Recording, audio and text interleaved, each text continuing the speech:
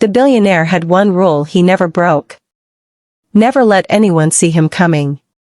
But the night he walked into a Chicago hospital kitchen wearing a janitor's uniform, he heard 3 words that destroyed everything he had built, and one woman's voice that quietly rebuilt him. Nathan Graves did not look like a man worth $4 billion. He was 44, broad-shouldered, with the kind of unremarkable face that airport security waved through without a second glance.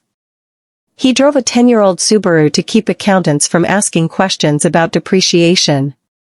He wore a watch his father had left him, a Seiko with a cracked crystal and a tendency to run 4 minutes fast, because, as Nathan said, a man who needs a Rolex to feel important has already lost the argument. He had built Medicore solutions from a single procurement software idea sketched on a hospital cafeteria napkin into the largest healthcare supply chain company in the Midwest. 43 hospitals. 11 distribution centers. Roughly 6,000 employees. And a board of directors that smiled at quarterly reports and asked very few questions about the human beings behind the numbers. Nathan asked the questions. That had always been his problem, according to everyone who worked for him above the 7th floor. It started, as most disruptions in Nathan's life did, with a number that didn't feel right. The employee satisfaction scores across Medicore's contracted hospital facilities had dropped for the 3rd consecutive quarter. Not catastrophically. The kind of drop that finance called within acceptable variance. The kind of drop that HR packaged inside a slide deck with a blue gradient and a stock photo of people shaking hands. The kind of drop that nobody in the boardroom had actually touched. Nathan had touched it. He had read every survey comment that wasn't filtered out by the automated sentiment system. He had sat in his office at 11 at night and read words like invisible, replaceable, they don't even know our names, and one simply, I am a number on a spreadsheet and the spreadsheet doesn't care if I go home. That last one stayed with him for 2 weeks. So on a cold Monday evening in November, Nathan Graves signed into a temporary employee ID under the name Nathan Gray, accepted a placement as a contract facilities worker at Mercy General Hospital in Chicago, one of Medicore's oldest partner institutions, and walked through the service entrance in a gray janitor's uniform with a mop he did not yet know how to use properly. He thought he was prepared for what he'd find. He wasn't. And the reason he wasn't, that's something we need to come back to, because it explains everything that happened afterward. The first thing Nathan noticed was the smell. Not the antiseptic sharpness of the patient floors. The service corridors smelled like industrial cleaner, old coffee, and something harder to name, the specific exhaustion of people who had been moving since before dawn and would keep moving until well after dark. He reported to the facility's supervisor, a man named Carl Briggs, who had the permanently squinting expression of someone managing too many variables with too few resources. Carl looked at Nathan's new ID badge, looked at Nathan's hands, and handed him a mop. You done floors before? Some, Nathan said. Some, Carl repeated, as if the word had personally offended him. 3rd floor east wing. Supply corridor. Don't touch anything labeled biohazard. Don't ask patients questions. Don't be in the way of anyone who looks like they're in a hurry. In this building, that's everyone. Nathan nodded and walked toward the elevator. He pressed the wrong button. The elevator opened on the basement level, which smelled considerably worse than the service corridor. He stood there for a moment, holding the mop, looking at a concrete wall. A woman's voice came from somewhere to his left. You're not supposed to be down here. It was not unkind. It was the tone of someone who had seen enough confused new workers that it no longer surprised her. 3rd floor? He turned. She was perhaps 38, medium height, with dark hair pulled back under a facilities cap and a scratch on the back of her left hand that looked recent and unattended. Her name tag read, Delia Reyes, Facilities and Sanitation, Mercy General. 3rd floor, Nathan confirmed. She pointed to the correct elevator without a word and went back to what she had been doing, which appeared to be replacing a broken wheel on a supply cart with a level of mechanical competence that suggested she had done it many times before and would do it many times again without anyone noticing. Delia Reyes. Remember that name? Because what Nathan didn't know yet, what he had no way of knowing, was that she was the reason he had been drawn to this hospital specifically. Not by plan. By something he couldn't put in a spreadsheet.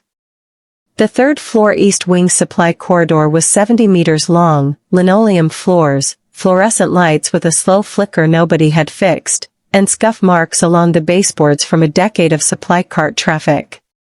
Nathan mopped it with the systematic incompetence of a man who had attended exactly 0 hours of floor cleaning instruction in his life.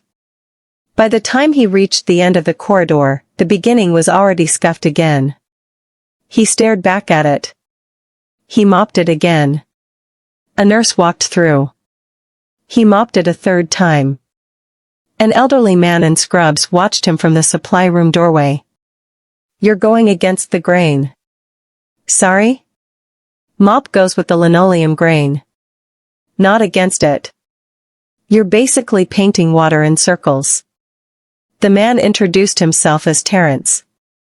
31 years at Mercy General, last 11 in facilities.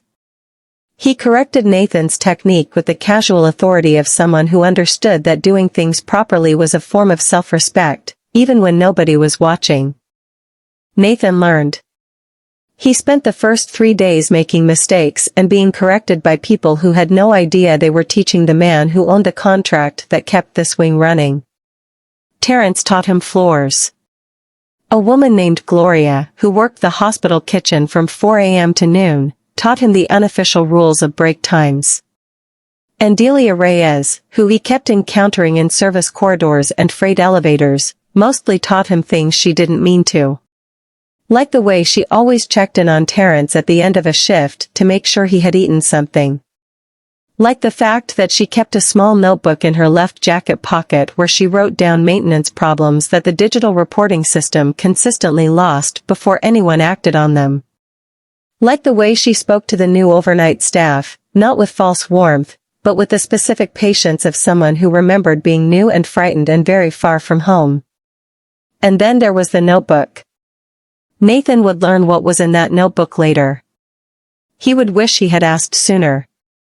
But before any of that, came the night in the kitchen.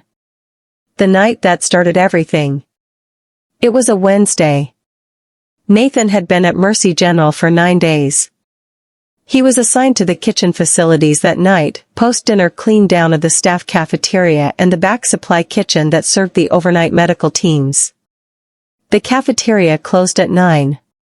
By 9:30, the kitchen staff was packing down and the facilities crew moved in. Nathan was running a floor scrubber along the far wall when 3 men came into the kitchen through the side corridor. He recognized one of them immediately and instinctively turned his back, keeping his head low over the machine. It was Dennis Holt, Medicorp's Regional Operations Director for the Midwest. The man who reported directly to Nathan's second-in-command. A man who had sat in Nathan's boardroom 6 weeks ago and used the phrase optimizing the human element with a completely straight face. Dennis was with 2 men Nathan didn't recognize. Probably regional facility managers from their lanyards. They were talking while helping themselves to coffee from the staff machine that technically closed at 9. Nathan kept moving the floor scrubber slowly. Listening. Dennis said the new efficiency metrics for the contract facilities workers were rolling out in January. He said the overnight shift headcount was being cut by 12% to hit the Q1 cost target. One of the other men asked about the complaint rate from workers. Dennis laughed. Not a cruel laugh, a dismissive one, which was somehow worse. He said nobody was going to file formal complaints because the facilities workers on contract didn't know how. Half of them, he said, weren't sure their English was good enough. He said it the way a person describes weather. Matter of fact. Not even aware it was a window into what he actually thought. Then the other man said something about the woman who kept submitting paper maintenance reports. Delia, he said. The one who won't use the digital system. Dennis groaned.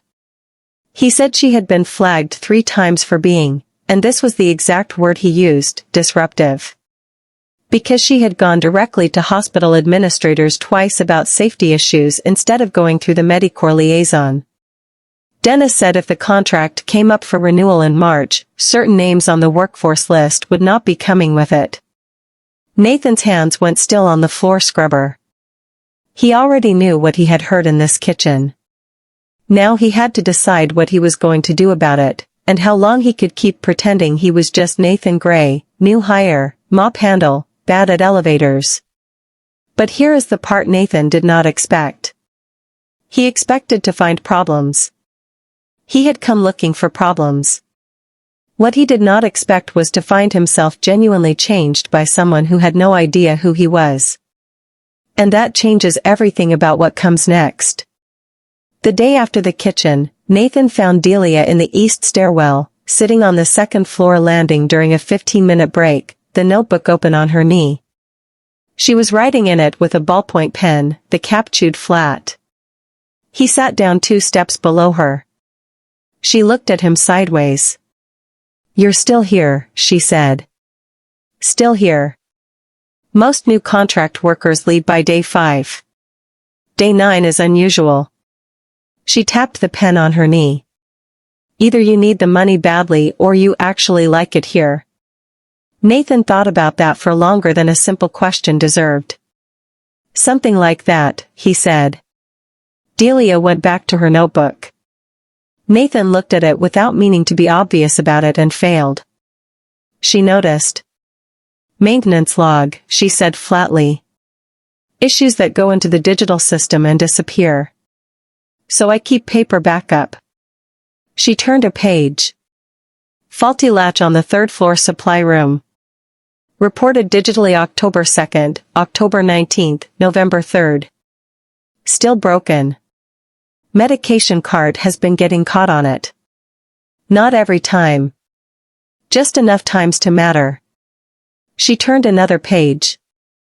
"Broken floor drain in the east service corridor. When it rains, the basement corridor gets an inch of standing water.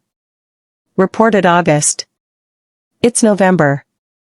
Nathan counted the pages quietly while she talked. There were more than 40 entries. Some with dates going back over a year. "Why do you keep it?" he asked. Delia looked at him like the question was unusually naive. "Because if something goes wrong, I want there to be a record that someone knew." She closed the notebook. "The digital system loses reports. The Medicorps liaison says it's a software issue. It's been a software issue for 2 years." She put the notebook back in her pocket. "Someday someone's going to get hurt, and I want to be able to say we told them." Delia was there with her notebook, as she often was during her break. The compliance officer asked about the paper maintenance log. Dennis looked at it with the expression of a man seeing a problem he thought he had already managed. He told the compliance officer it was an unauthorized secondary record, that all facility reports were to be logged through the official digital system and that any parallel documentation created outside that system was a protocol violation. Delia looked at him steadily. "The digital system loses reports," she said. "I have documentation of that as well." Dennis smiled in the way executives smile when they are telling you the conversation is over while making it appear that it isn't. He said they would review the system logs and address any technical gaps. He said the paper notebook was not something that could be part of an official record. He said her name in a way that made it sound like a warning and moved on. Nathan, mopping the 3rd floor corridor 20 meters away, had heard all of it.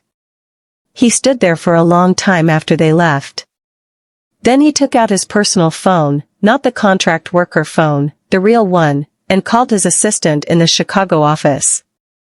He told her to pull every digital maintenance report submitted from Mercy General facilities in the last 18 months and compile them against the completion logs. He told her to pull the upgrade expenditure for the facilities management software, the one approved 14 months ago, and trace where that budget had actually gone.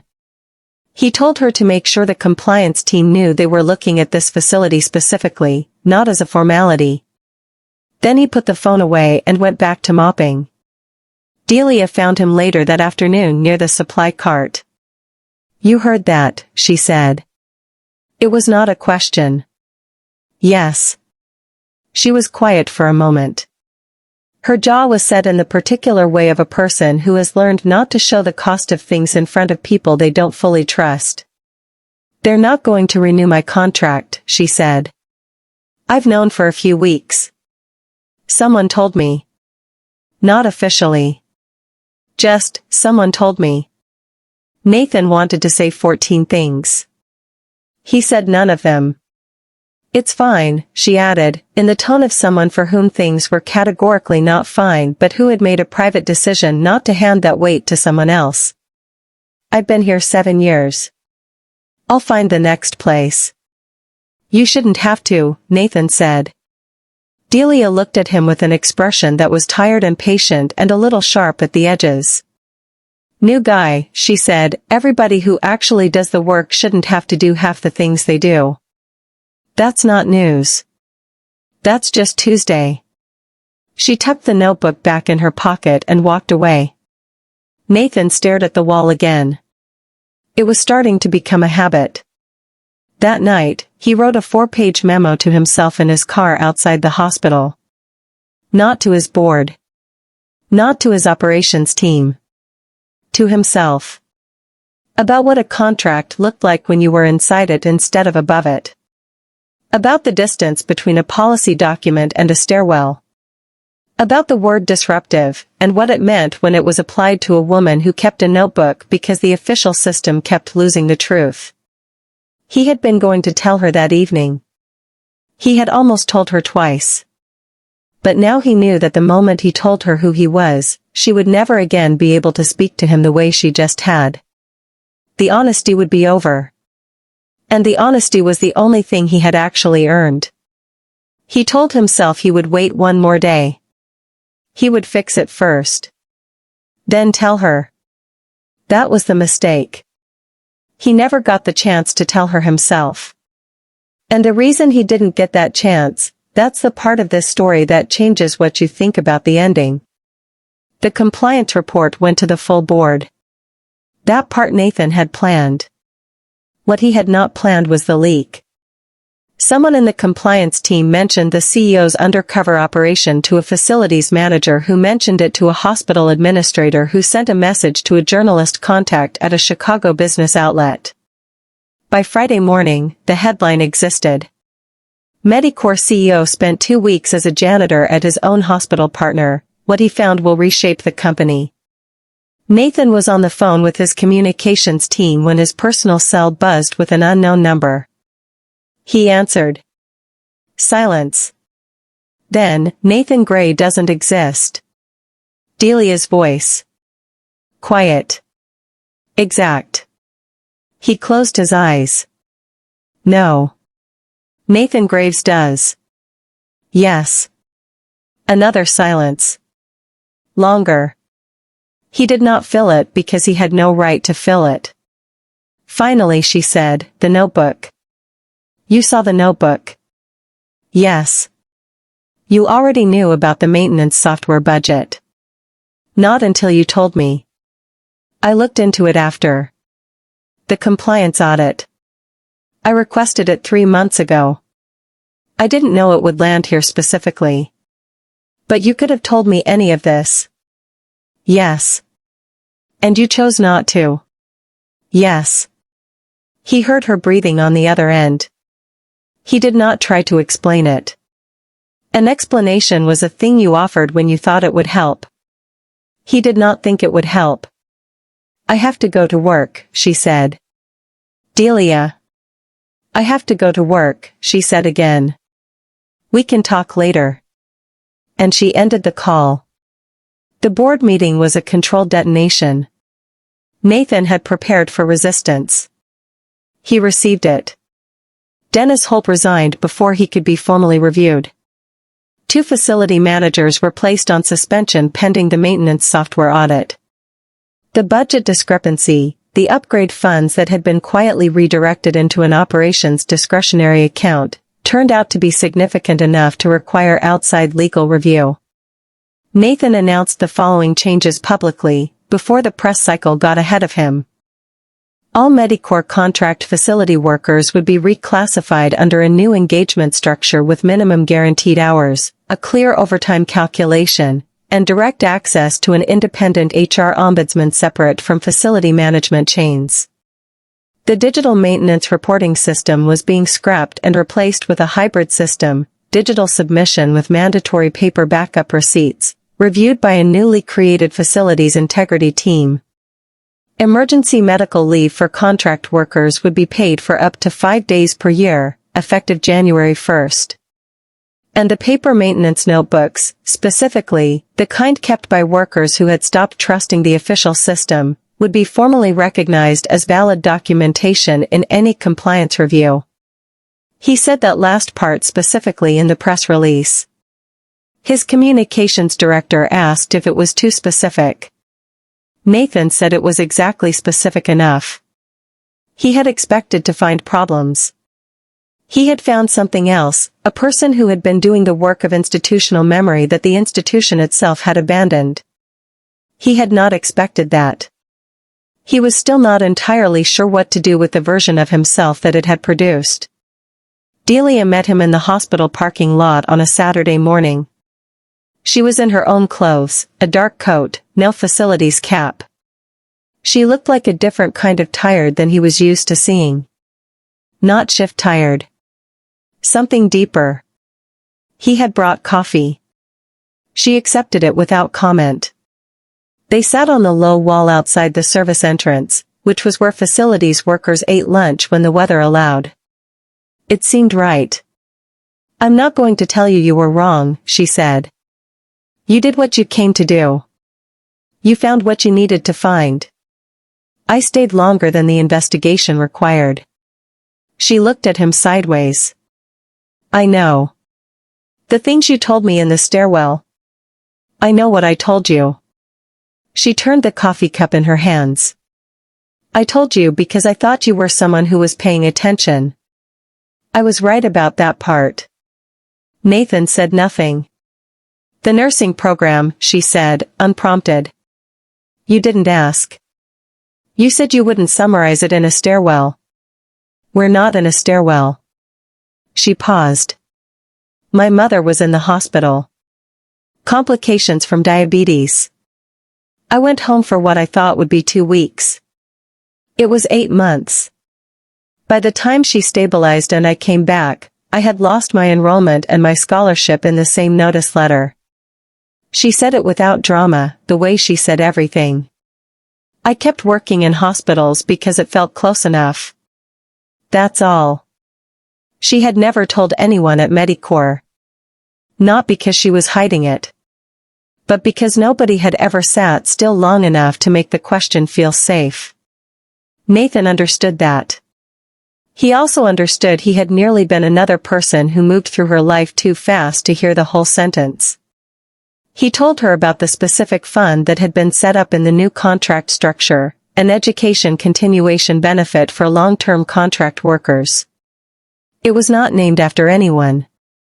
He had resisted the urge to name it after anyone. He said this carefully. She looked at him. "You're telling me about that because of what I just said?" "Yes. Not because you want credit. I want you to know it exists. That's different from wanting credit." She considered this for a while.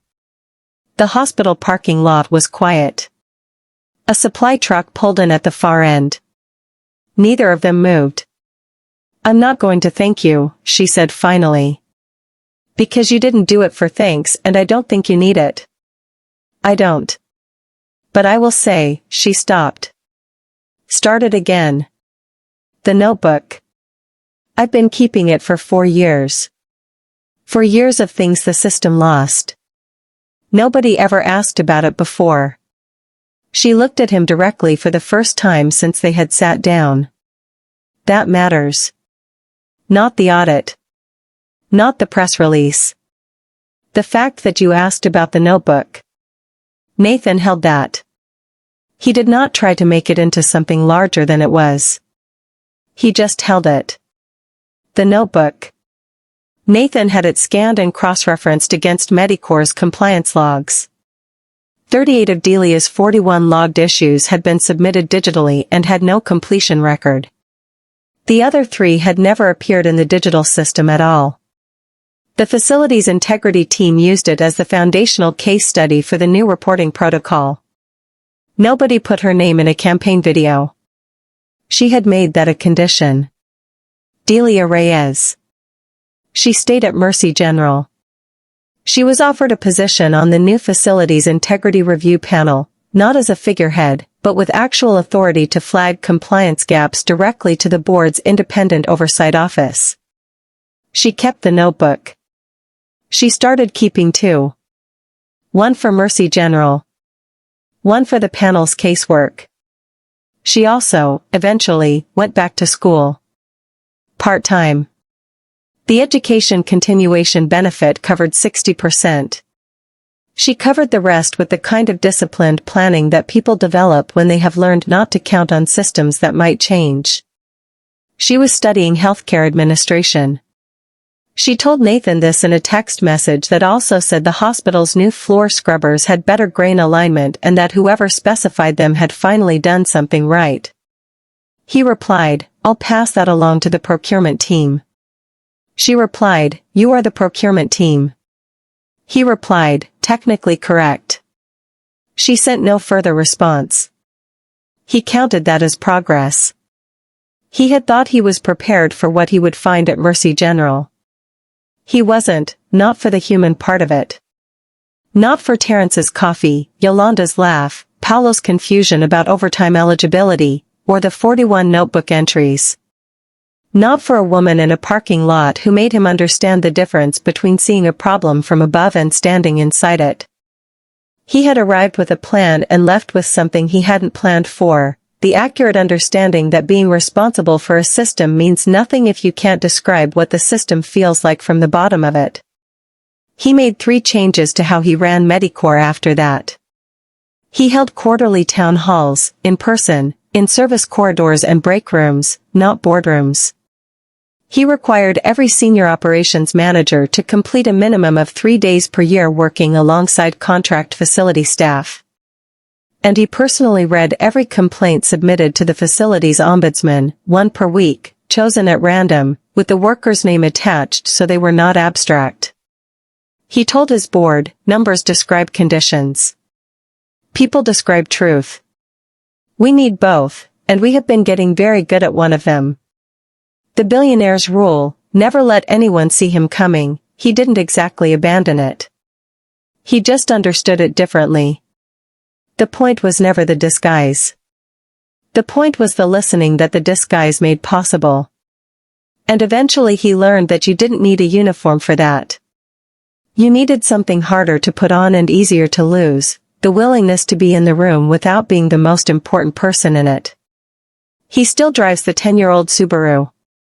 He still wears the Seiko with the cracked crystal. It still runs 4 minutes fast. He has decided not to fix it. He says it reminds him that time moves differently depending on where you're standing. Terrence, when told this, said it sounded like something a man said when he didn't want to buy a new watch. Nathan said that was also probably true. The hospital floors at Mercy General still smell like industrial cleaner and old coffee. The 3rd floor fluorescent light no longer flickers. The supply room latch on the east wing was fixed in December. 47 days after the first digital report. For years after Delia wrote it down the first time in a notebook with a chewed pen cap. She still checks, every shift, that it's working. Old habit. The kind that doesn't leave even when the problem is solved. The kind that keeps the record honest.